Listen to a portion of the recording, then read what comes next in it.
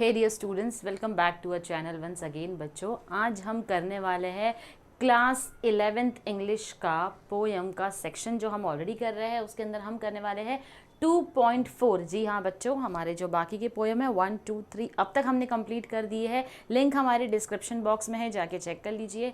2.4 is all about upon Westminster bridge. कौन सा है ये ब्रिज, किस ब्रिज की हम बात कर रहे हैं, इसको हम डिटेल में पोयम के साथ समझेंगे। उसके पहले जो हमारा सेशन है, जो हमारे लिए करना ज़रूरी है, हमारा जो ट्रेडिशन है उसको हम कंटिन्यू करेंगे, जो कि हमारा आइस ब्रेकर से स्टार्ट होता है। तो यहाँ हम करने वाले हैं स्टार्ट अपना आइस ब्रेकर। जब हम ये वर्ड सुनते हैं बच्चों ब्रिज, तो ब्रिज जो है वो एक कनेक्शन बनाता है, एक पुल जिसको बोला जाता है, जो कि सिटीज़ और विलेजेस में हमको कई बार देखने मिलता है। अब हमको यहाँ बताना है, आप चाहो तो अपने दोस्तों के साथ बैठकर डिस्कशन कर सकते हो इस चीज़ के ऊपर with your partner, the importance of a bridge to both the cities and the villages and complete the table. तो यहाँ पर मैंने आपके लिए टेबल जो है वो कंप्लीट किया है कि एक ब्रिज का क्या काम होता है, रोल क्या होता है सिटीज़ और विलेजेस में। It connects to harbours for easy commuting. दो अलग अलग जगह है, अगर बीच में नदी है, समुंदर है, पानी है, रेलवे ट्रैक्स है, तो क्रॉस करने के लिए क्या हो जाता है, बड़ा ही आसान हो जाता है। एक एरिया से दूसरे एरिया को आसानी से कनेक्ट करता है, ये काम करता है सिटीज़ में। ब्रिज, अगर हम विलेज की बात करें तो cross a river on foot, यानी कि रिवर के ऊपर अगर ब्रिज बनाया है तो डेफिनेटली चलकर क्या किया जा सकता है, उसको क्रॉस किया जा सकता है।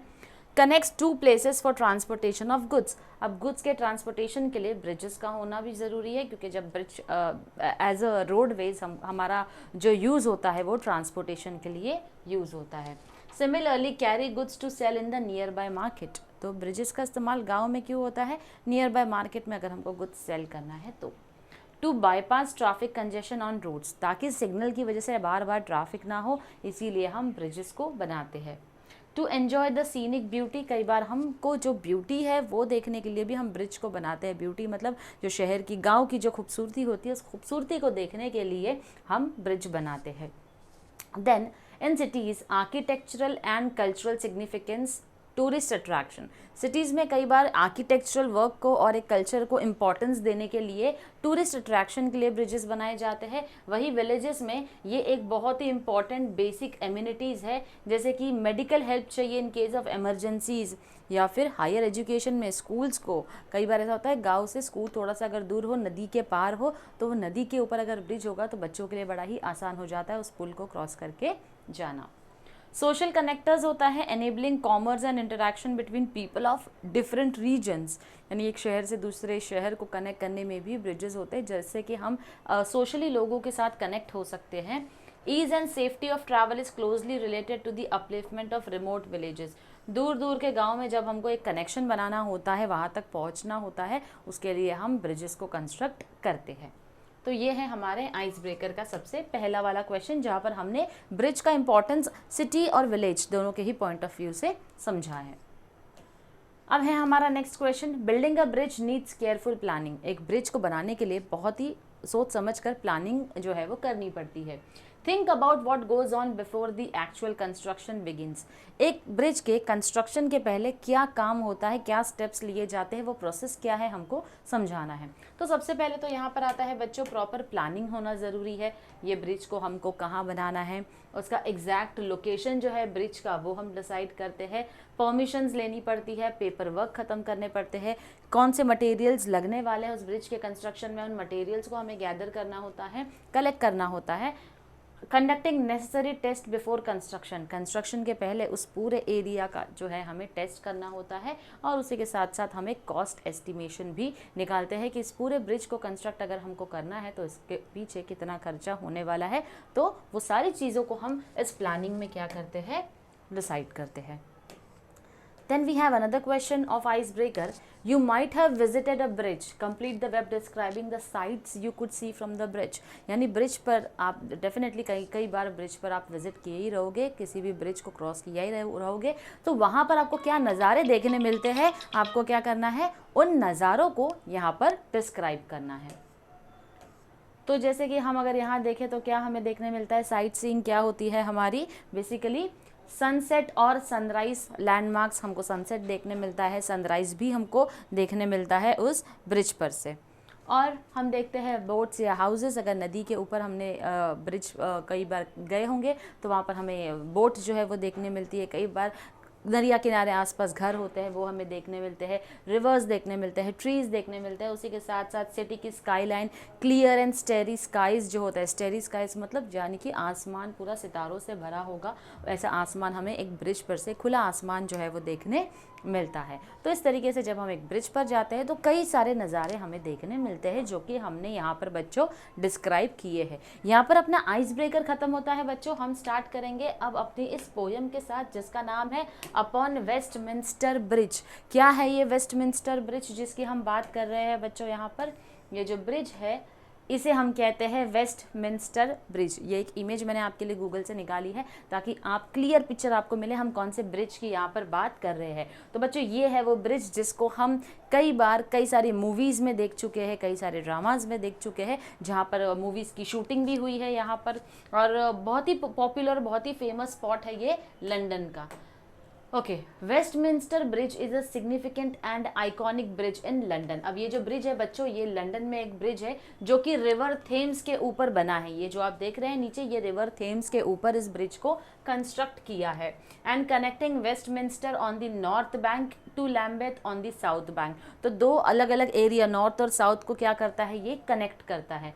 ब्रिज इज अप्रोक्सीमेटली 827 फीट, यानी कि ये 252 मीटर्स लॉन्ग ब्रिज है। 827 फीट और 252 मीटर्स लॉन्ग ब्रिज है। ये ब्रिज की लंबाई है 252 meters. It serves as an important thoroughfare for both pedestrians and vehicles. अब यहाँ से चलकर भी लोग जा सकते हैं क्योंकि इस ब्रिज के ऊपर साइड में फुटपाथ भी है, और उसी के साथ साथ फुटपाथ है जो लोग चलकर जाना चाहते हैं, और गाड़ियों के लिए भी प्रॉपर ये ब्रिज का कंस्ट्रक्शन ध्यान में रखकर किया गया है कि यहाँ से गाड़ी भी गुजर सकती है और लोग भी वहाँ पर अकोमोडेट हो सकते हैं।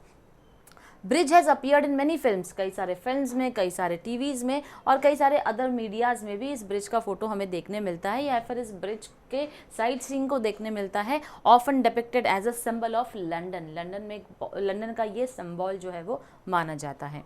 Westminster bridge is a popular spot for tourist due to its central location. अब ये एक टूरिस्ट अट्रैक्शन के लिए क्या है, एक बहुत ही बड़ा पॉपुलर स्पॉट है लंदन में। And the panoramic views it offers of the London sky line. और इसी के साथ साथ ये क्या करता है, लंदन की जो ये आप स्काई लाइन देख रहे हैं, एक बहुत ही अच्छा, एक बहुत ही ब्यूटीफुल सा व्यू देता है। तो इसी ब्रिज के बारे में इस पोयम में क्या किया है बच्चों, डिस्क्राइब किया है हमारे पोएट ने। तो कौन है हमारे ये पोएट और क्या कहना चाहते हैं वो इस ब्रिज के बारे में?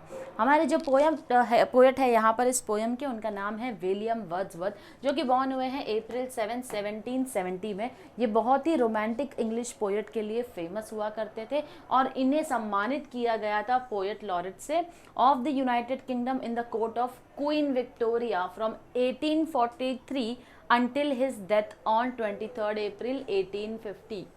तो यहाँ पर इन्हें पोएट लॉरेट से क्या किया गया था, नवाजा गया था।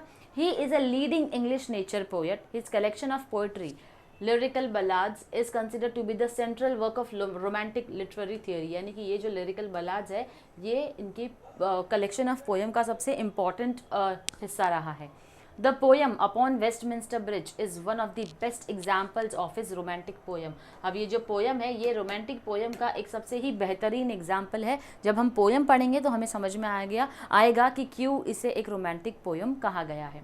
Upon Westminster bridge is a Petrarchan sonnet. Petrarchan sonnet बच्चों अब तक आपको याद होना चाहिए, इसका मतलब होता है एक इटालियन पोएट है जिसका नाम है पेट्रार्क, फ्रांसेस्को पेट्रार्का, ये उनका रियल नेम है। तो बेसिकली इनकी पोयम को अगर पेट्रार्कल सोनेट बोला जाता है, जिसका मतलब होता है पोयम को इन्होंने 14 लाइन्स में लिखा है। 14 लाइन्स में लिखा है, 8 और 7 के स्टैंजाज में।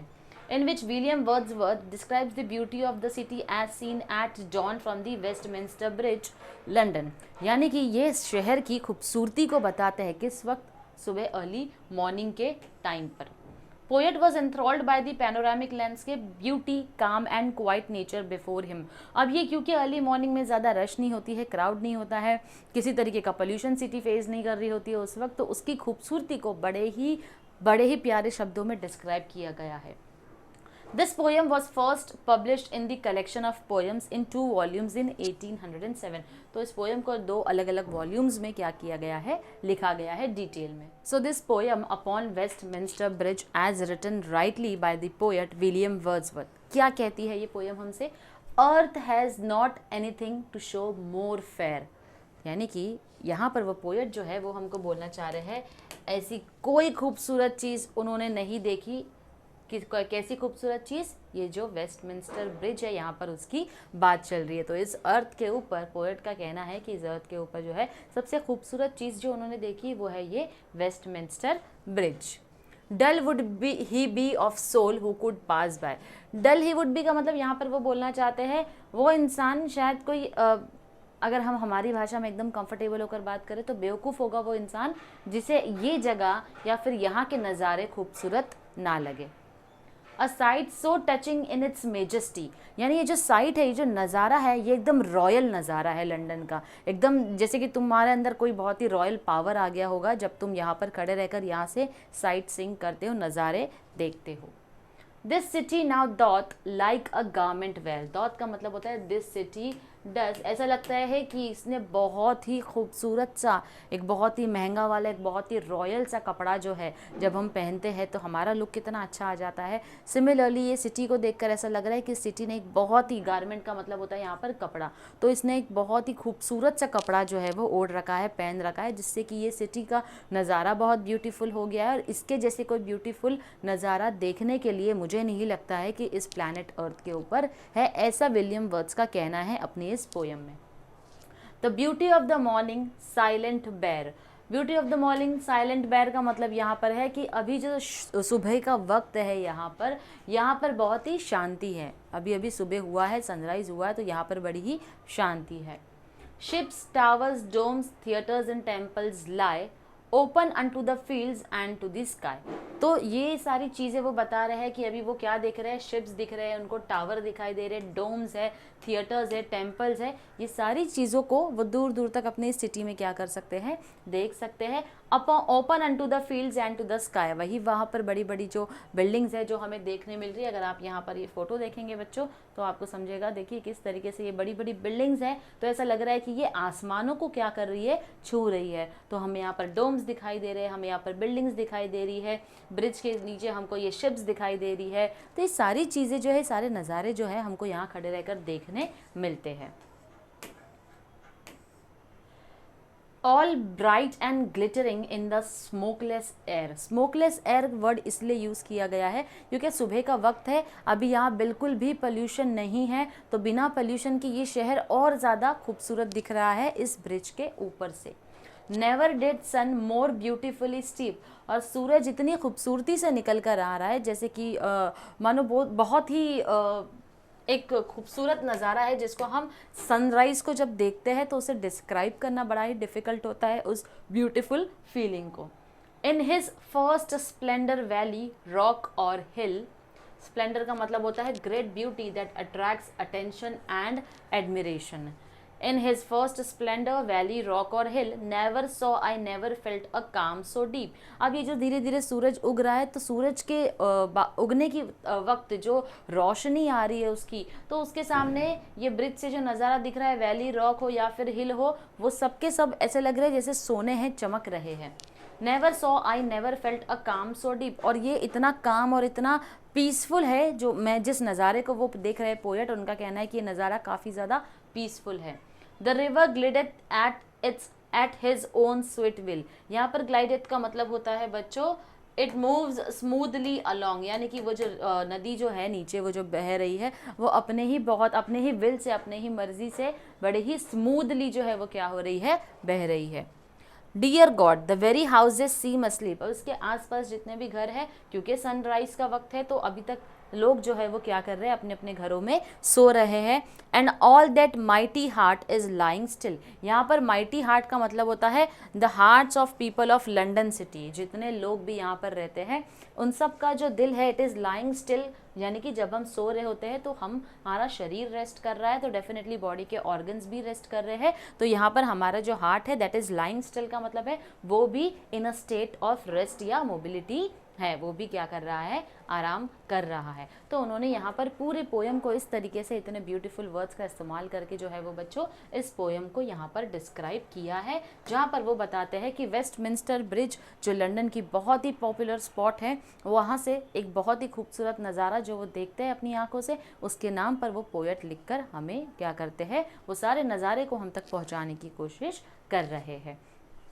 Now the garment is compared with, अब जो गारमेंट है, जो कपड़ा है, उसको किससे कंपेयर किया गया है यहाँ पर, the garment is compared with the beautiful morning. जैसे हमने कोई बहुत ही खूबसूरत कपड़ा पहन रखा हो, तो यहाँ पर बोला जा रहा है कि इस शहर ने, मान लो जैसे कि जो खूबसूरत सनराइज हो रहा है, उसकी जो रोशनी पड़ रही है, तो उससे ऐसा लग रहा है कि इसने मॉर्निंग को पूरी तरीके से, सुबह को क्या किया है, इस सिटी ने अपने ऊपर ओढ़ लिया है।